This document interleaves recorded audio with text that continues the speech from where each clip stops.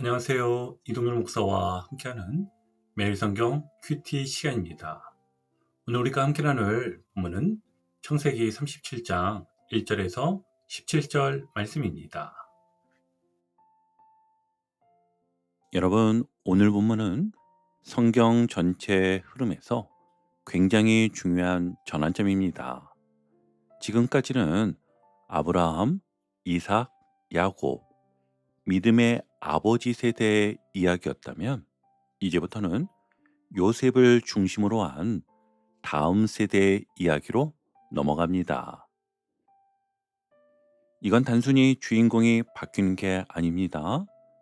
하나님은 한 사람으로 끝내지 않으시고 반드시 다음 세대로 이어가신다. 이걸 보여주는 장면입니다. 그런데요, 여기서 우리가 깜짝 놀라게 됩니다. 이 위대한 하나님의 이야기가 어디서부터 시작되느냐? 아주 문제가 많은 가정에서 시작이 됩니다. 여러분, 이걸 꼭 붙잡으셔야 합니다.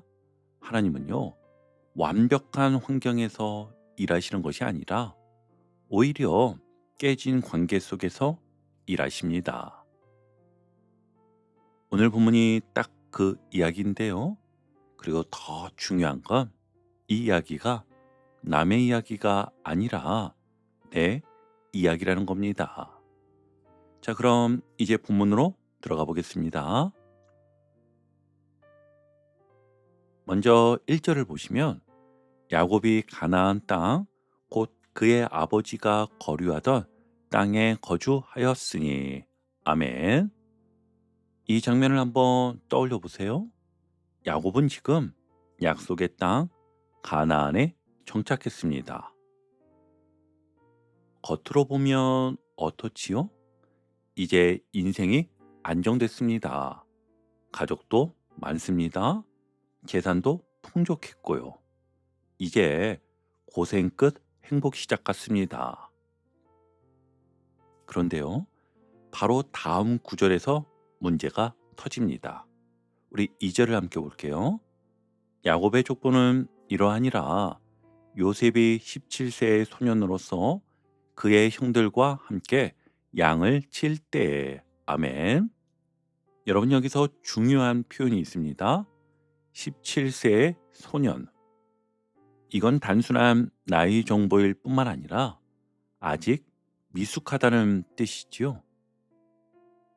그런데 이 소년이 어떤 행동을 합니까?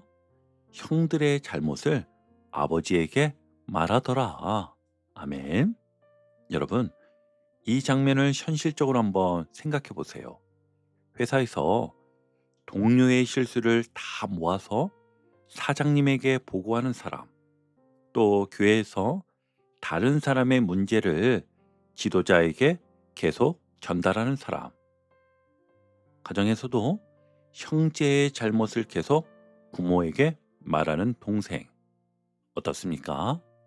물론 맞는 말일 수는 있지요. 그런데요, 맞는 말이라 할지라도 관계는 금이 가게 됩니다. 그래서 중요한 포인트는요, 요셉은 옳고 그름은 분별했습니다. 그런데 관계 속에서 어떻게 말해야 하는지는 몰랐습니다. 이게 핵심입니다. 여러분, 이건 굉장히 현실적인 문제입니다. 우린 종종 나는 틀린 말 안 했는데 이렇게 생각합니다. 그런데 성경은 분명하게 말합니다. 맞는 말도 관계를 깨뜨릴 수 있다. 그리고 사건은 여기서 끝이 아니었어요. 더 큰 문제가 등장합니다. 3절을 볼게요. 이스라엘이 여러 아들들보다 그를 더 사랑하므로 그를 위하여 채색 옷을 지었더니. 아멘. 여러분, 이건 그냥 사랑이 아니지요. 편애였습니다. 그리고 이 채색 옷은요, 단순히 고급스럽고 예쁜 옷이 아니라 특별한 신분을 나타내는 옷이었습니다. 쉽게 말하면 이런 겁니다. 형들은 현장에서 일하는 직원이고 요셉은 사장 아들 같은 그런 분위기였어요. 조금 더 노골적으로 말하면 일 안 하는 사람의 옷이었습니다. 형들은 양을 치는데 요셉은요, 그들을 관리하고 보고하는 위치였던 것이지요. 여러분 한번 생각해 보세요. 같은 팀 동료인데 한 사람만 일 안 하고 위에 보고까지 한다. 이건요, 갈등이 아니라 폭발 직전까지 가게 되는 상황입니다. 그래서 4절에서 이렇게 증거됩니다. 그를 미워하여 그에게 편안하게 말할 수 없었더라. 아멘. 여기서 편안하게 말할 수 없었다는 말은 샬롬도 할 수 없다는 뜻인데요. 인사조차 서로 나누지 않았을 가능성이 상당히 큰 관계였다고 해석이 됩니다. 완전히 관계가 끊어진 상태였던 것이지요. 여러분 여기서 아주 중요한 것을 봐야 합니다. 이 모든 문제의 시작이 어디였습니까? 네, 비뚤어진 사랑이었습니다. 아버지의 사랑이 문제였지요. 사랑 자체는 좋은데 비교하는 사랑, 차별하는 사랑, 이게 들어가니까 가정이 깨집니다. 그리고 더 깊이 보셔야 할 것은 이건 갑자기 생긴 문제가 아니었다는 것이지요. 이 가정은 이미 오래전부터 깨진 구조였습니다. 야곱도 어릴 때 형 에서와 차별 속에서 자랐잖아요. 그런데 지금 똑같은 일을 자기 자녀에게 반복하고 있는 겁니다. 여러분 이거 굉장히 중요합니다. 잘 들어보세요. 치유되지 않은 상처는요, 반드시 다음 세대로 흘러갑니다. 다시 한번요. 치유되지 않은 상처는요, 반드시 다음 세대로 흘러갑니다. 여러분, 오늘 첫 번째 단락은 우리에게 분명하게 말합니다.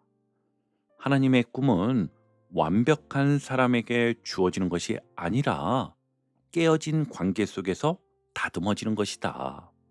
그리고 동시에 관계가 무너지면 꿈도 왜곡될 수 있다. 바로 이것입니다. 자, 이제 우리 삶에 한번 적용해 보겠습니다. 여러분, 혹시 이런 모습 없으십니까? 나는 맞는 말 하는데 왜 사람들이 힘들어하지? 나는 바르게 말했는데 왜 관계가 틀어질까?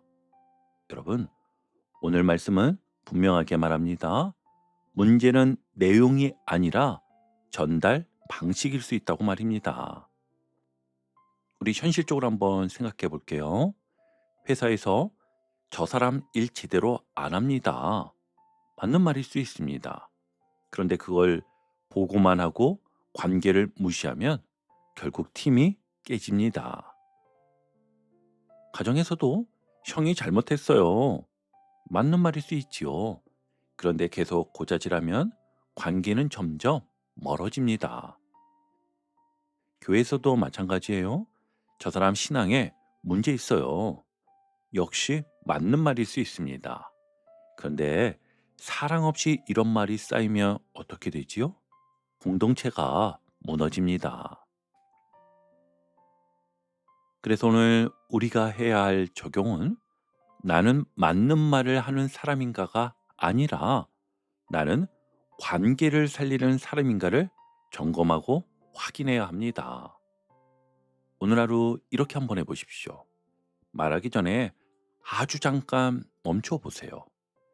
이 말이 관계를 살릴까? 또 지적하기 전에 공감을 먼저 해보세요. 그럴 수 있겠다. 맞는 말보다 관계를 선택하는 것입니다. 여러분 기억하십시오. 하나님은요, 똑똑한 사람을 쓰시는 게 아니라 관계를 살리는 사람을 쓰십니다. 자, 이제 두 번째 장면인데요. 요셉이 꿈을 꾸었습니다.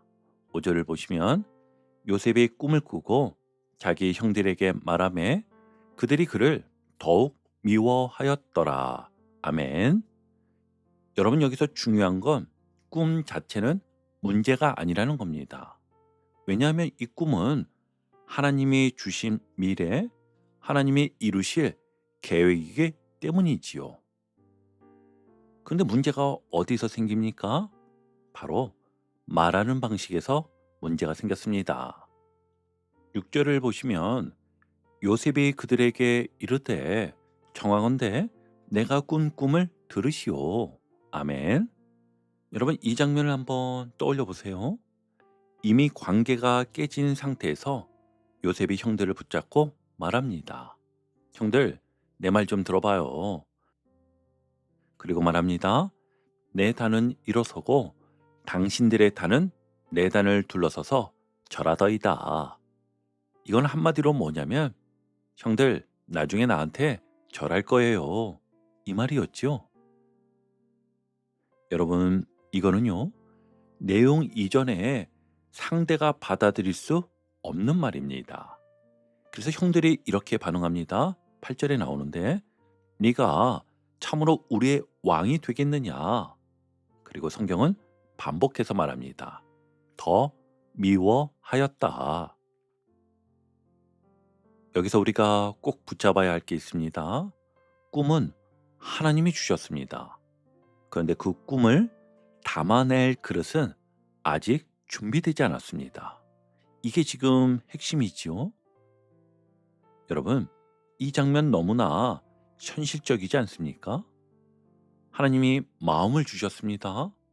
또 비전도 주셨습니다. 계획도 주셨지요.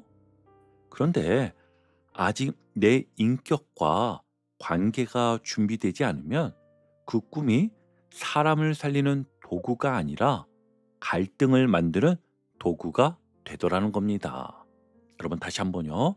매우 중요한 부분이니까 잘 들어보세요. 하나님이 마음과 비전과 계획을 주셨다 할지라도 아직 내 인격과 관계가 준비되지 않으면 그 꿈이 사람을 살리는 도구가 아니라 갈등을 만드는 도구가 되더라는 겁니다. 그리고 구절을 이어보시면 해와 달과 11별이 내게 절하더이다. 아멘. 이번에는 한층 더 강해졌습니다. 이제는 형들뿐 아니라 아버지와 어머니까지 포함이 됩니다. 그래서 10절에 아버지가 그를 꾸짖고라고 나옵니다. 근데 여러분, 여기서 아주 중요한 장면이 하나 있습니다. 11절입니다. 그의 형들은 시기하되 그의 아버지는 그 말을 간직해 두었더라. 아멘. 여러분, 이건 굉장히 깊은 장면입니다. 형들은 감정으로 반응하며 시기하는 것으로 끝났는데 야곱은 달랐습니다. 마음에 담아둡니다. 이건 무슨 뜻일까요? 이게 혹시 하나님께로부터 온 것일까? 이 고민입니다. 여러분, 이게 신앙의 차이인 것입니다. 감정으로 반응하는 사람과 하나님의 뜻을 고민하는 사람의 차이였던 것이지요. 하나님의 음성과 역사하심을 누렸던 사람의 감각이었던 것 같습니다. 자, 그리고 이제 마지막 장면입니다. 12절부터인데요. 형들이 세겜에 가서 양을 쳤고 야곱이 요셉을 그곳에 보냅니다. 가서 형들과 양떼가 다 잘 있는지를 보고 돌아와 내게 말하라. 아멘. 여러분, 이 장면이 중요합니다. 요셉은 지금 아버지의 심부름을 가는 것입니다. 그런데 이 길이 어떤 길입니까? 인생을 완전히 바꾸는 길이 됩니다. 15절을 보십시오. 그가 들에서 방황하는지라. 여러분, 이 표현이 굉장히 중요한데요. 방황한다. 이건 단순한 길을 잃은 게 아닙니다. 사람이 알지 못하는 인생의 방향을 비유하고 있는 것입니다. 여러분, 어쩌면 이게 우리의 모습일지도 모릅니다. 어디로 가야 할지 모르겠고 무엇이 맞는지도 모르겠고 그냥 주어진 길을 따라가는 상태. 그런데 그때 어떤 사람이 그를 만나 길을 알려주었습니다. 도단으로 가라. 여러분, 이 장면 역시도 예사로운 장면은 아님에 틀림은 없지요. 이 만남 하나로 요셉의 인생이 완전히 바뀌기 때문입니다. 그리고 그 길 끝에서 형들을 만나게 됩니다. 그리고 그 다음은 우리가 아는 것처럼 노예로 팔리는 길입니다. 여러분, 여기서 가장 중요한 것을 붙잡으셔야 합니다. 하나님의 꿈은 곧바로 이루어지는 게 아니다. 오히려 그 꿈은 낮아짐과 고난을 통해 이루어진다. 이게 오늘 두 번째 단락의 핵심인 것이지요. 그래서 하나님은 요셉을 높이기 전에 먼저 낮추십니다. 하나님은 요셉을 쓰시기 전에 먼저 깨뜨리십니다. 오늘 큐티를 정리하며 마무리하겠습니다. 오늘 말씀을 한 문장으로 정리하면 이것입니다. 하나님은 성공이 아니라 섬김의 꿈으로 우리를 이끄신다. 요셉은 미숙했습니다. 관계를 깨뜨렸습니다. 그래서 오해를 받았습니다. 그런데 하나님은 그 모든 과정을 통해 그를 사람을 살리는 인생으로 만드셨습니다. 여러분의 삶도 마찬가지입니다. 지금 관계가 어렵습니까? 상황이 꼬여 있습니까? 이해받지 못하고 있습니까? 그 자리 실패가 아닙니다. 하나님이 당신을 준비시키는 자리입니다.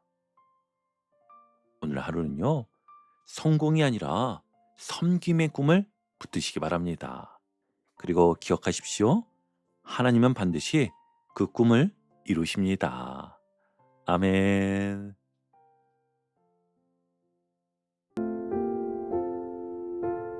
오늘도 복음의 기쁨과 확신으로 승리하는 하루 되시길 축복합니다. 함께 해주셔서 감사합니다. 내일 큐티 시간에 다시 뵙겠습니다.